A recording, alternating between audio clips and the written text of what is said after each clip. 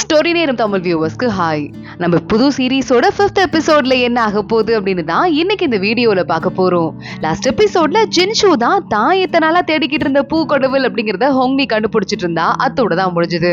இந்த எபிசோட்ல வெளியே காட்டிக்கிற மாதிரி நம்ம ஜின்ஷுவும் ரொம்ப பெருமையா முன்னாடி வந்து நிக்க, ஜின்ஷு ஓ நெத்தியில தான் அந்த மார்க் இருக்கு, அப்போ நீ தான் என்ன காப்பாத்தின பூ கடவுளா அப்படின்னு கேட்டுட்டு ஹோங்னி எல்லாத்தையும் யோசிச்சு பாக்குறா. என்ன பார்த்ததுமே இவன் அடையாளத்தை கண்டுபிடிச்சிட்டான், அப்போ இவன் தான் அது அப்படின்னு. ஜின்ஷு ஏன் என்கிட்ட முன்னாடியே சொல்லல அப்படின்னு இவ கேட்க, சுத்தி நிக்கிற எல்லாரும் ரொம்பவே டென்ஷன் ஆயிடுறாங்க. அதுலயும் ஆப்ரிகாட் எவ்வளவு தைரியம் இருந்தா நம்ம கடவுளை பார்த்து பேர் சொல்லி இவ கூப்பிட்டுருப்பா அப்படின்னு கேட்டு டென்ஷன் ஆயிட்டு இருக்க. இந்த பொண்ணுகிட்டே ஒரு இன்விடேஷன் இருக்கு, இவளையும் போட்டியில கலந்துக்க விடலாமா அப்படின்னு வேகமா ப்ளம் கேட்க ஆரம்பிக்கிறா. உடனே நான் என்னோட பூவை காட்டுறேன் அப்படின்னு ஹோங்னி வேகமா பூவை வளர வைக்கிறதுக்கு ட்ரை பண்ணிட்டு இருக்கா. ஆனா வெறும் காம்பு மட்டும் தான் இருக்கு. ஏன்னா அவ பூ வளர வச்ச இடத்துல நிறைய வீடு இருந்தது இல்ல, அந்த புள்ளி எல்லாமே இந்த பூவோட எனர்ஜி எல்லாத்தையும் புடுங்கி தின்றுச்சு. உடனே ஆப்ரிகாட் பார்த்துட்டு போதும் இதுக்கு மேல அசிங்கப்படாத, இங்க இருந்து கிளம்பி போடு நக்கலா பேச ஆரம்பிக்க, அது வந்து அப்படின்னு ஹோங்னி பயங்கரமா அழ ஆரம்பிக்கிறா. ஜின்ஷுவ வேற வந்துட்டு இப்ப பேர் சொல்லி கூப்பிட முடியாது சார், அது வந்து அப்படின்னு சொல்லிட்டு அழுதுட்டே அவ பூவை பார்க்க, அவ கண்ணீர் துளி அந்த செடியில பட்டதுமே டக்குன்னு அதுல மலர ஆரம்பிக்குது. ஆனா அது வந்து இவளோட கெமேலியா பூ கிடையாது, வேற ஏதோ சின்ன பூ குட்டி குட்டியா ஒரு புல்லுல முளைச்ச மாதிரி இருக்கு. ஏய் பாருங்களேன் பூ முளைச்சிருச்சு அப்படின்னு எல்லாருமே பார்த்து வாயை பொழந்துட்டு இருக்க. ஆனா அது கெமேலியா பூ கிடையாது, இது ஒரு சாதாரண பூ அப்படின்னு எல்லாரும் பேச ஆரம்பிக்கிறாங்க. ஜின்ஷுவும் பார்த்துட்டு ஷாக் ஆயிட்டு இருக்கான். வேற யாருக்குமே இது என்ன பூன்னு தெரியல. ஆனா ஜின்ஷு மட்டும்தான் இது என்ன பூ தெரியுமா, புல்லுல இருந்து வளரும்ல அழகான பூக்கள், அதுதான் இது. ஆனா இப்ப வெறும் புல்லு மட்டும் தான் வளருது, அதுல பூக்கள் வளருதே இல்ல அப்படிங்கறதால இது பல்லாயிரம் வருஷ கணக்கா நம்ம பூமியில அழிஞ்சு போய் கிடந்தது. ஒரு வழியா அவளோட எனர்ஜியை கொடுத்து ஹோங்னி மறுபடியும் அந்த புல்லுல பூ வளர வச்சிருக்கா. இது சாதாரணப்பட்ட பூ கிடையாது, இதுக்குன்னு தனியா ஆத்மா இருக்கு, உன்னை வந்துட்டு நான் பாராட்டியே தீரணும் அப்படின்னு ஹோங்னிய ஜின்ஷு பாராட்ட ஆரம்பிக்க ஆப்ரிகாட்டுக்கு செம்ம பொறாமையா இருக்கு. ஆப்ரிகாட் அடுத்த நேரா ஜின்ஷு பார்த்து, இந்த பொண்ணோட பூ ஏன் வளரலங்கிறது மத்த எல்லாரை விட உனக்கு தான் நல்லா தெரியும், சும்மா வேஸ்டா அந்த பொண்ணை திட்டிக்கிட்டு இருக்காத, உன் மேலதான் பழிய போடணும், அவளுக்கு ஒரு பூ வளர்க்கறதுக்கு இடத்த கூட கொடுக்கல, ஆனா 1000 வருஷத்துக்கு அப்புறமா இந்த பூவை மறுபடியும் உருவாக்கி காட்டியிருக்கா, உனக்கு என்னமா வேணும் அப்படின்னு நம்ம ஹோங்னிய பார்த்து ஜின்ஷு கேட்க, நான் என்ன கேட்டாலும் கிடைக்குமா அப்படின்னு சொல்லிட்டு நான் உங்களுக்கு பொண்டாட்டி ஆகணும் அப்படின்னு ஹோங்னி சொல்லிடுறா. சுத்தி நிக்கிற அத்தனை பேரும் சிரிக்கிறாங்க. பின்னாடியே வந்து குன்லூன் கூட சிரிக்க ஆரம்பிக்கிறான். அவ்வளவு ஏன் கல்யாணம் பண்ணிக்கணும்னு ஆசைப்பட்டு இருக்க லூயா கூட சிரிக்க ஆரம்பிக்கிறா. கூடவே சேர்ந்து ஜின்ஷுவும் சிரிச்சிட்டு இருக்கான். ஏன் எல்லாரும் சிரிக்கிறீங்க அப்படின்னு பாவமா ஹோங்னி கேட்க, நீ என்ன நினைச்சிட்டு இருக்க, உனக்கு அறிவு இருக்கா இல்லையா அப்படின்னு சொல்லிட்டு அசிஸ்டன்ட் வந்து கேட்க, நான் என் நன்றி கடனை திரும்ப கொடுக்கணும், அவர் என்ன காப்பாத்தினவர் அப்படின்னு ஹோங்னி சொல்ல ஆரம்பிக்கிறா. உடனே எங்க லூயா வந்துட்டு, இங்க இருக்கிற பாதி பூக்களை காப்பாத்தி கொண்டு வந்தது ஜின்ஷு தான், அப்ப எல்லாருமே கல்யாணம் பண்ணிக்க முடியுமா என்ன முட்டாள்தனமா இருக்கு அப்படின்னு சிரிக்க ஆரம்பிக்க, அப்ப என் நன்றி கடனை நான் எப்படி திரும்ப அடைக்கிறது அப்படின்னு கேட்டதுமே ஜின்ஷு பாக்குறான், நீ பேசாம தவம் பண்ணி சாகா வரத்தை அடைஞ்சிரு, அது எனக்கு ஒரு பெரிய பெருமையா இருக்கும் இல்லன்னு சொல்ல, அப்படி ஒரு வேலை அடைஞ்சிட்டா நான் அப்போ உங்களை கல்யாணம் பண்ணிக்க முடியுமா அப்படின்னு மறுபடியும் ஹோங்னி கேக்குறா. நீ அடையறதுக்கு ட்ரை பண்ணு அப்படின்னு சொல்லிட்டு சிரிச்சுட்டே ஜின்ஷு அங்க இருந்து போயிடுறான். மத்த எல்லாருக்கும் கொஞ்சம் கடுப்பாவே இருக்கு. ஹோங்னி பல்ல காட்டி சிரிச்சிட்டு இருக்கா. இங்க நேரா கிளம்பி நம்ம ஜின்ஷு குன்லூனை பாக்குறதுக்கு போக, குன்லூன் அங்க இருந்து எல்லா வயனையும் குடிச்சு காலி பண்ணி வச்சிட்டு இருக்கான்.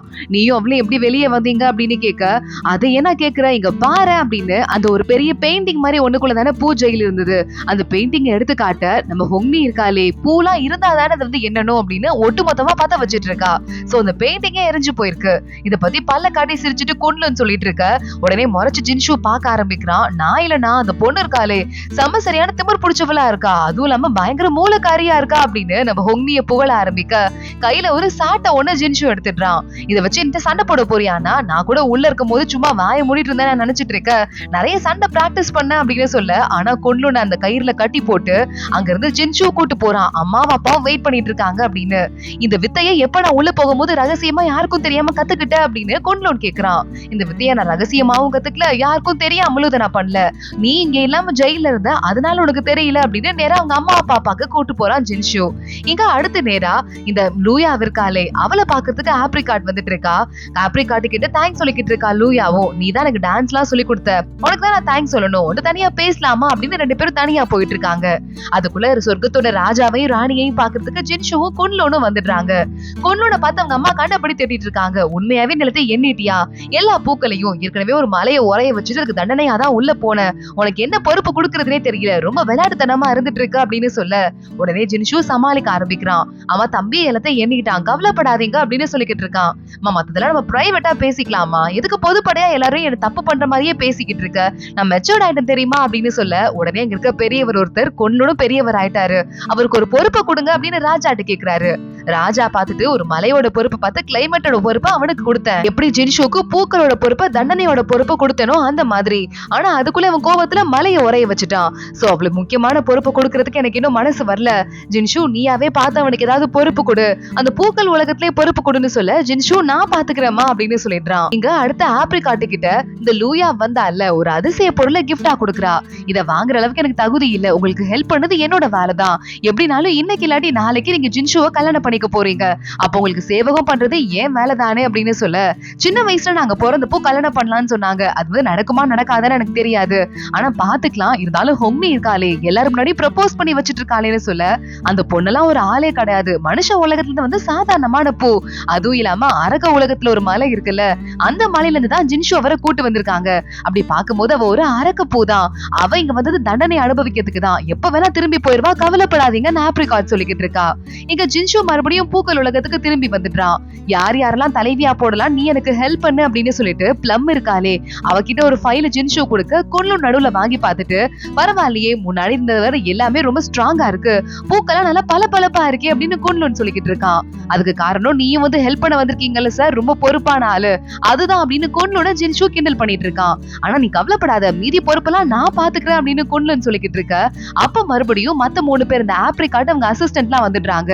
ஹொங்னி மேல கம்ப்ளைண்டா வைக்க ஆரம்பிக்கிறாங்க. அந்த பொண்ணு என்னதான் இருந்தாலும் ஒரு அரக்க பொண்ணு, அரக்க பூ இனத்தை சேர்ந்தவ, அவங்க இருக்க கூடாதுன்னு சொல்லிட பயங்கரமா ஜின்ஷு கடுப்பாயிடுறான். இன்னும் எத்தனை நாளைக்கு தான் அந்த பொண்ணு மேல பழிய போட்டுக்கிட்டே இருப்பீங்க, தேவையே இல்லாம ஒரு பவரே இல்லாத ஒரு பொண்ணு மேல இவ்வளவு பழிய போட்டுட்டு இருக்கீங்களா அப்படின்னு கேட்க, அந்த பொண்ணால கமெலியா பூவையும் வர வைக்க முடியல, புல்லுல இருந்து பூவை வர வைக்கிறதுக்கு எதுக்கு அந்த பொண்ணு இருக்கணும் அப்படின்னு மறுபடியும் ஆப்ரிகாட் கேட்டுக்கிட்டு இருக்கா. ஆனா அந்த பொண்ணை ஏன் கிட்ட விடுனா நான் அவளை பத்திரமா தப்பு பண்ணாம பாத்துக்கிறேன்னு சொல்ல, வாடின பூ இருக்கிற அரண்மனைக்கு அந்த பொண்ணை அனுப்பி விடுங்க அப்படின்னு ஜின்ஷு சொல்லிடுறான். ரொம்ப சந்தோஷம், ஆப்ரிகாட் ஹாப்பி ஆயிடுறா, இங்க இருக்க மாட்டால அப்படின்னு. ஆனா அது மட்டும் இல்லாம அந்த பொண்ணு பண்ண தப்புக்கெல்லாம் நீயும் நிறைய காரணம், அதுவும் இல்லாம எனக்கே உத்தரவு போடுற அளவுக்கு நீ பெருசா இருக்க, அது மட்டும் இல்லாம லூயாவுக்கு நீ நிறைய ஹெல்ப்பும் பண்ணிருக்க, உனக்கான தண்டனையை கொடுக்கணும், இவளை கூட்டு போயிட்டு ஜெயில போடுங்கன்னு சொல்ல, நான் நல்லதுக்காக தான் பண்ணேன் அப்படின்னு ஆப்ரிகாட் கத்த ஆரம்பிக்கிறா.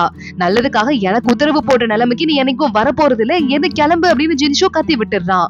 அடுத்து மன்னிப்பு கேட்கலான்னு பிளம் ட்ரை பண்ண, அவளுக்காக மன்னிப்பு கேட்காத, தப்பு பண்ணா தண்டனையை அனுபவிச்சுதான் ஆகணும் அப்படின்னு ஜின்ஷு சொல்லிடுறான். உடனே எல்லாரும் சைலண்டா கிளம்பி போயிடுறாங்க. ஹொங்னியை கூட்டிட்டு ஒரு வேலைக்கார பொண்ணு நேரா வாடின பூக்கள்லாம் இருக்கிற ஒரு தனியா இருக்கு ரொம்ப தூரத்துல, அந்த இடத்துக்கு கூட்டு போயிட, என்ன இவ்வளவு தூரம் தள்ளி வரும் அப்படின்னு ஹொங்னி பயந்துட்டே போறா. இது என்ன இடம் அப்படின்னு, நிறைய பூக்கு உயிர் இருக்காம செத்து போயிடும், வாடி போயிடும், அது எப்படி திரும்ப கொண்டு வரதுன்னு தெரியாது, டேமேஜ் ஆன பூ, வாடின பூ, உதிர்ந்த பூ எல்லாமே இந்த இடத்துக்கு தான் கொண்டு வரப்படும், இங்க ஒண்ணு அந்த பூவெல்லாம் சரி பண்ற இடத்துல ஓடுறதுக்காக என்ன ஜின்ஷு அனுப்பியிருக்காருன்னு சொல்ல, ஓ அப்படியா அப்படின்னு வேகமா ஹொங்னி உள்ள போறா. அந்த இடமே ரொம்ப மோசமா இருக்கு, உள்ள போயிட்டு எல்லா பூவையும் நிமித்தி வச்சுட்டு அந்த இடத்தெல்லாம் கிளீன் பண்ண ஆரம்பிக்கிறா. கொஞ்ச நேரத்திலேயே கிளீன் பண்ணி முடிச்சிட்டு இப்ப அடுத்து என்ன பண்றதுன்னு யோசிச்சுட்டு இருக்கா. கரெக்டா அப்ப ஷாயா வரா. இந்த பூ லேசா வாடிடுச்சு, கொடுத்துட்டு போலான்னு வந்தேன் அப்படின்னு, அந்த பூலாம் நல்லாதான் இருக்கு, நீ என்ன மிஸ் பண்ண, அதை என்கிட்ட சொல்லு, என்ன பாக்கிறதுக்கு தானே வந்த அப்படின்னு ஹொங்னி ஷாயா கிட்ட பேசிக்கிட்டு இருக்கா. ஷாயா அப்ப கூட உட்காந்துட்டு, ஏண்டி நீ இப்படி பண்ற, உன்னை எல்லாரும் எவ்வளவு டார்ச்சர் பண்றாங்க பார்த்தல்ல, அதுவும் இல்லாம ஜின்ஷு தான் பூக்கள் கடவுள்னு உனக்கு இது கூட தெரியாதா, டெய்லி அவரை பாத்துட்டு இருந்திருக்க, அப்ப கூட தெரியல, அவர் நெத்தியில இருக்கிற போட்டு என்ன அன்னைக்கும் வராது, சில ஃபங்க்ஷன் அன்னைக்கு மட்டும் தான் அவர் வெளியே கொண்டு வருவாருடி அப்படின்னு சொல்ல, ஆமாண்டி எனக்கு அது தெரியல, என்ன பண்றது அப்படின்னு ஹொங்னியும் கேட்டுட்டு இருக்கா. அதெல்லாம் கூட விடு, அது முக்கியமான விஷயம், நீ பாட்டுக்கு லவ் பண்றேன் கல்யாணம் பண்றேன்னு சொல்லிக்கிட்டு இருக்கியேடி அப்படின்னு ஷாயா கேட்க, லவ்வா அப்படின்னா என்ன அப்படின்னு ஹொங்னி கேக்குறா. பாரு உனக்கு அது கூட தெரியல அப்படின்னு சொல்லிட்டு ஷாயாவுக்கு இன்னும் அப்செட்டா இருந்துட்டு இருக்கு. இங்க மறுபடியும் நம்ம ஜின்ஷு கிட்ட பிளம் பேசுறதுக்காக வரா. அந்த பொண்ணை போயிட்டு நாங்க அந்த வாடின பூக்கள் அரண்மனையில விட்டுட்டோம், ஆனா அந்த இடத்துல ரொம்ப சூரிய வெளிச்சம் கம்மியா இருக்கும், அவளே தவம் பண்ணி சக்தி சேர்க்கணும்னு நினைச்சா கூட முடியாதுன்னு சொல்ல, அந்த இடத்துல ஒவ்வொரு பூவையும் சரி பண்ண அது அவளுக்கு சக்தியா மாறட்டும், இதுக்கு மேல அவங்க இருந்தானா நிறைய ஆபத்து அவளுக்கு தான் வரும் அப்படின்னு சொல்லிட்டு அங்க அமைதியா சொல்லி நம்ம ஜின்ஷு அமுச்சு விட்டுறான். இங்க நம்ம ஹொங்னி கிட்ட மறுபடியும் ஷாயாவை பேச ஆரம்பிக்கிறா. லவ்னா உனக்கு என்னன்னு தெரியாதுன்னு சொன்னல, லவ்னா என்ன தெரியுமா, அவங்கள பாக்காட்டி மிஸ் பண்றதா பயங்கரமா ஃபீல் ஆகும், பார்த்தா நேரம் ஓடுறதே தெரியாது, அவங்க சிரிச்சா நமக்கு ஹாப்பியா இருக்கும், சோகமா இருந்தா நமக்கும் கவலையா இருக்கும், இது பேர் தான் லவ் தெரியுமா அப்படின்னு சொல்ல, ஏய் இப்ப எனக்கு இன்னமும் தோணுது, நான் உண்மையாவே ஜின்ஷுவை லவ் பண்றேன் போல, அவனை பாரு நான் பாக்கலன்னு சொல்லிட்டு நான் ரொம்ப ரொம்ப மிஸ் பண்ணிட்டு இருக்கேன், சொன்னதுக்கு ரொம்ப தேங்க்ஸ் டி அப்படின்னு சொல்ல, வாய மூடிடி, கண்டதையும் பேசிக்கிட்டு இருக்காத, நீலாம் அவரை லவ்வே பண்ண முடியாது, நம்ம பக்கத்துலயே போக முடியாது அப்படின்னு அப்படின்னு சொல்லிட்டு ஷாயாவை சொல்ல ஆரம்பிக்கிறா. உனக்கு நிறைய விஷயம் தெரிஞ்சிருக்குடி, எங்கடி நீ வளர்ந்த, யாரையும் சொல்லி கொடுத்ததுன்னு கேட்க, பிளாசம் கார்டன் ஒரு கார்டன் இருந்தது, அங்கதான் நான் வளர்ந்தேன் அப்படின்னு ஷாயாவை சொல்ல, அதை நான் எங்க பார்த்தேன் அப்படின்னு ஹோங்னி சொல்லிக்கிட்டு இருக்கா. மறுபடியும் அசிஸ்டன்ட் அவளுக்கு தண்டனை கொடுக்கறதுக்காக கூட்டு போக வந்துடுறாரு. தண்டனை முடியுது. மறுபடியும் ஹோங்னி போயிட்டு பூக்களை வரல வைக்க ட்ரை பண்ணிட்டு இருக்க. அப்ப ஏதோ ஒரு சக்தி ஒண்ணு வருது, பூக்கெல்லாம் மலர ஆரம்பிக்குது. பார்த்தா அங்க வந்திருக்கிறது ஜின்ஷு தான். ஜின்ஷு, நீங்க தான் பூ தேவதைன்னு தெரியாம நான் உங்ககிட்ட நிறைய தப்பா பேசிட்டேன், சாரி சார் அப்படின்னு ஹோங்னி மன்னிப்பு கேட்டுட்டு இருக்கா. இங்க பாரு, நீ நிறைய சக்தி சேர்க்கணும், பூக்களை எல்லாம் சரி பண்ண உனக்கு சக்தி அதிகமாயிட்டே இருக்கும், புரியுதா அப்படின்னு சொல்ல, நல்லா புரியுது அப்படின்னு ஹோங்னி சொல்லிக்கிட்டு இருக்கா. ஓகே, நல்ல இடத்தெல்லாம் கிளீன் பண்ணி வச்சிட்டு இருக்க, கொஞ்சம் இங்க உட்காரு, உனக்கு ஃபர்ஸ்ட் சக்தி சேர்க்கறது எப்படி நான் சொல்லி கொடுக்குறேன் அப்படின்னு கண்ணை மூடு, மெடிடேட் பண்ணு அப்படின்னு சொல்ல. ஆனா அப்பயும் நம்ம ஹோங்னி ஜின்ஷுவே குறுக்குறுன்னு பார்த்துட்டு, நீங்க என்ன லவ் பண்றீங்களா அப்படின்னு கேட்டுறா. வாய மூடு, உனக்கு லவ்னா என்னன்னே தெரியாது அப்படின்னு ஜின்ஷு கத்த ஆரம்பிக்கிறான். இல்ல தெரியுமே, ஷாயா இப்பதான் சொன்னா, ஆனா நான் வந்துட்டு இப்பதான் உங்களை லவ் பண்றேங்கிறத கண்டுபிடிச்சேன்னு சொல்ல, நீ வாய மூட போறியா இல்லையான்னு ஜின்ஷு கத்த ஆரம்பிக்கிறான். நீ வேற நான் வேற பாதையில போயிட்டு இருக்கோன்னு சொல்ல, நம்ம ரெண்டு பேரும் இப்ப ஒரே இடத்துல தானே இருக்கோம், நீங்க கடவுள்னு அரக உலகத்துல இருந்து வந்த பொண்ணு அப்படிங்கிறதுக்காக நான் வேற யாரோ இருக்க முடியுமா, எல்லாருமே ஒண்ணு தானே, சொர்க்கத்துல இருக்கிறவங்க எல்லாம் எல்லாரையும் ஒன்னா ட்ரீட் பண்ணணும் அப்படின்னு சொல்லிக்கிட்டு, ஆனா உங்களுக்குள்ள நிறைய பாகுபாடு பார்த்து வச்சிருக்கீங்க, இதெல்லாம் கரெக்டா அப்படின்னு நம்ம ஹோங்னி கேள்வி கேட்க, ஜின்ஷு பாக்குறான். வேலையை பாரு அப்படின்னு அங்க இருந்து கத்திட்டு கிளம்பி போயிடுறான். ஜின்ஷு இருக்கிற கோவத்துல அசிஸ்டன்ட் கிட்ட என்னமா பேசிக்கிட்டு இருக்கா, அவளுக்கு வாய் ரொம்ப ஓவர் ஆயிடுச்சு, கேள்வி கேட்டுக்கிட்டே இருக்கான்னு கண்டபடி கத்த ஆரம்பிக்க, நீங்க டென்ஷன் ஆகாதீங்க, நான் அசிஸ்டன்ட் பின்னாடியே போயிட்டு இருக்கான், நம்மள வேற டார்கெட் பண்ணி உரைய வச்சுட்டாங்களேன்னு அசிஸ்டன்ட் புலம்பிட்டு இருக்க. ஜின்ஷு அங்க கோவமா கிளம்பி போயிடுறான். அடுத்து ஜின்ஷு நேரா கிளம்பி ஹோங்னியை பார்க்க வரான். ஹோங்னி உட்கார்ந்த இடத்துல தூங்கிட்டு இருக்கா. உன்னை வந்து மெடிடேட் பண்ண சொன்னா தூங்கிட்டு இருக்கே அப்படின்னு பக்கத்துல போய் உட்காந்து லைட்டா நெத்தியை தொட்டு பார்க்க, ஜின்ஷு தொட்டதுமே ஹோங்னி ஏஞ்சிடுறா. நீங்க வந்துட்டீங்களா, நான் தூங்கல, சும்மா நான் ரொம்ப டயர்டா இருந்தது, அதான் படுத்திருந்தேன்னு சொல்ல, இங்க பாரு, உருவத்தை மாத்தினா நம்ம சக்தி ஏறதுக்கு அதிகமா வாய்ப்பு இருக்கு, ஒரு புனித மரம் இருக்குல்ல, அந்த மரம் மாதிரி உன் உருவத்தை மாத்திக்கோயேன்னு சொல்ல, என்னால பண்ண முடியும், ஆனா நீங்க பாத்துட்டு இருந்தீங்கன்னா எனக்கு கூச்சமா இருக்கு, திரும்பிக்கோங்க அப்படின்னு ஹோங்னி சொல்றா. சரி, நம்ம ஜின்ஷுவும் திரும்பி நிக்கிறான். ஹோங்னி பாத்துட்டே இருக்கவ திடீர்னு தலையில ஒரு பூ ஒண்ணு வளருது. இதான் நீ மரமா மாறுற லட்சணமா, ஒரே ஒரு பூ மட்டும் வந்திருக்கு அப்படின்னு மறுபடியும் ஹோங்னியை திட்ட ஆரம்பிக்கிறான். ரொம்ப ஃபோக்கஸ் பண்ணும், ஃபோக்கஸ் நிறைய இருந்தா தான் உன்னால மாற முடியும்னு சொல்ல, நல்ல குறுகுறுன்னு நம்ம ஜின்ஷுவை பார்த்துட்டே, ஜின்ஷுவோட பூ வந்துட்டு போனி பூ தானே, அது தலையில வர வச்சிடுறா. இங்க பாரு, ஃபோக்கஸ் பண்ணுன்னு சொன்னேன்ல அப்படின்னு அந்த பூவை ஜின்ஷு மறைய வச்சிடுறான். நான் உங்களை பத்தியே நினைச்சிட்டு இருந்தேன்னா அதான் அந்த பூ வந்துருச்சு. சரி, ஒரே ஒரு கேள்வி, நீங்க என்ன லவ் பண்றீங்களா அப்படின்னு கேட்டு மறுபடியும் பல்ல காட்டி சிரிக்க ஆரம்பிக்க, ஜின்ஷு ஷாக் ஆயிடுறான். இவளை வச்சுட்டு என்ன பண்றதுனே தெரியலையேன்னு. நான் சக்தி சேர்த்து நானும் ஒரு தேவதை ஆனதுக்கு அப்புறமா நான் உங்களை கல்யாணம் பண்ணிக்கிறேன் அப்படின்னு மறுபடியும் ஹோங்னி சொல்ல, அங்க இருந்து ஜின்ஷு கிளம்பி போயிடுறான். ஹோங்னி மறுபடியும் தூங்க ஆரம்பிச்சிடுறா. ஜின்ஷுக்கு மனசு லேசா மாற ஆரம்பிக்குது. மாறக்கூடாது அப்படின்னு சொல்லிட்டு கையில வச்சுட்டு இருக்க அந்த குட்டி ஸ்பீக்கர் பூ இருக்குல்ல, அதை வெறிச்சிடலாமா அப்படின்னு பாக்குறான். ஆனா மனசே வரல. தவம் பண்ண ஆரம்பிக்கிறான், மனசு மாறாத அப்படின்னு. இங்க ஹோங்னி ஒரு பக்கம் உட்காந்துட்டு, நம்ம எப்படியாவது சக்தியை சேர்த்தே ஆகணும், உருவத்தை மாத்தி ட்ரை பண்ணலாம் அப்படின்னு ட்ரை பண்ணிட்டு இருக்கா. ஆனா இப்ப பாரு, ஜின்ஷுவை பத்தி யோசிச்சுட்டு இருக்கதால பவர் சேர்ந்ததுமே ஜின்ஷுவா மாறி போயிடுறா.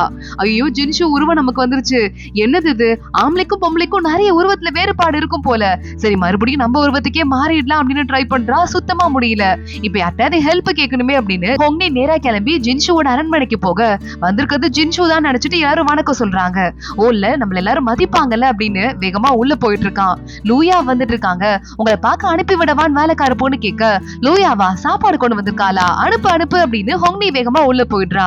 லூயா அவங்க வெயிட் பண்ணிட்டு இருக்கா. ஜின்ஷுவோட உருவத்தை வந்துட்டு ஹோங்னி வேகமா தோல்ல போய் கையை வச்சுட்டு, உன் நகெல்லாம் ரொம்ப அழகா இருக்கு, உன் ட்ரெஸ் ரொம்ப அழகா இருக்குன்னு சொல்ல, அந்த பொண்ணு அதுக்கும் மேல வெக்கப்பட ஆரம்பிச்சிடுறா.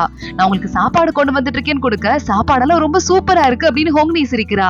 இன்னைக்கு நீங்க ரொம்ப டிஃப்ரெண்டா இருக்கீங்க அப்படின்னு சொல்ல, நீ கண்ணுக்கு ரொம்ப அழகா மேக்கப் போட்டிருக்க, நான் பக்கத்துல வந்து பாக்கவா அப்படின்னு நம்ம ஜின்ஷு உருவத்துல இருக்க ஹோங்னி பக்கத்துல போய் பாத்துட்டு இருக்கா. கரெக்டா அப்ப ஜின்ஷு உள்ள வந்துடுறான். நடக்கிறத பார்த்துட்டு ஒரு செகண்ட் ஷாக் ஆயிட்டு நிக்கிறான். அதோடதான் இந்த எபிசோட் முடியுது.